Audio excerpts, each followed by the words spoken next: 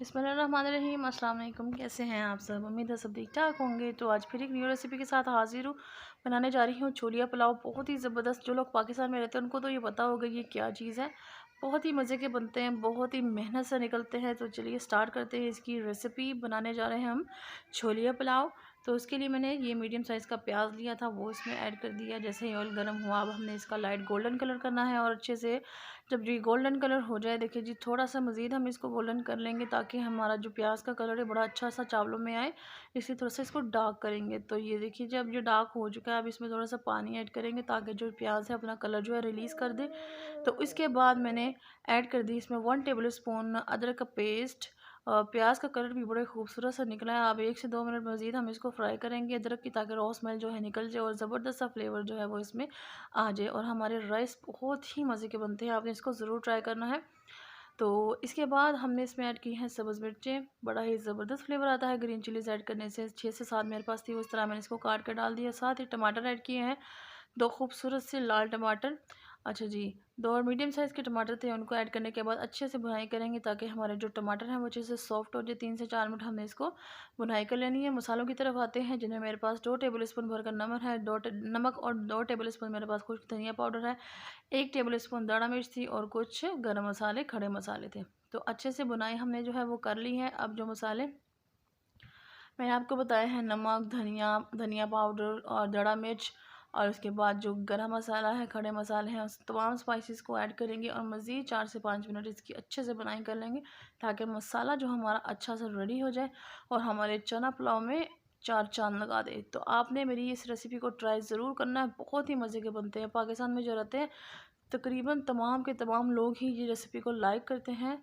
तो उम्मीद है मेरी रेसिपी भी आपको मेरे स्टाइल में ज़रूर पसंद आएगी। तो इसके बाद हमें ये छोलिया ऐड कर देना है। ग्रीन सा ये छोलिया है, बड़ा ही फ्रेश था, वो ऐड कर दिया है। और अब हमने इसकी भुनाई कर लेनी है 3 से 4 मिनट अच्छे से, ताकि जो हमारा छोलिया में भी अच्छे से मसालों का फ्लेवर जो है वो रच जाए। तो जी 3 से 4 मिनट बुनाई करने के बाद देखिए जी ऑयल भी जो है वो सेपरेट हो चुका है, अच्छे से हमारा छोलिया जो वो भुन चुका है।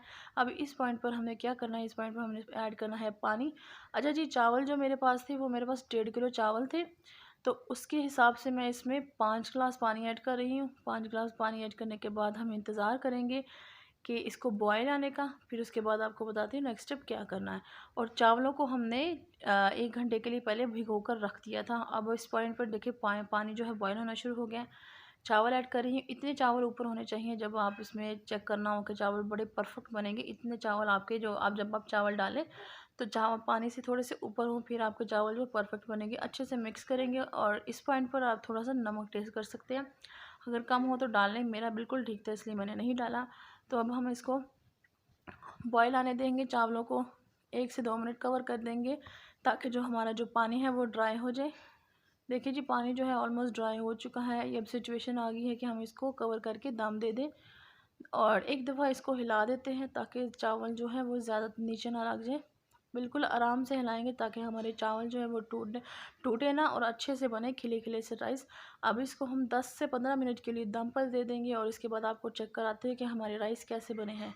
और इसी के साथ जिन्होंने मेरा चैनल अभी तक सब्सक्राइब नहीं किया तो चैनल को जल्दी से सब्सक्राइब कर लें, साथ ही बेल आइकन को प्रेस करें ताकि आने वाली हर नई वीडियो आप तक पहुंच सके।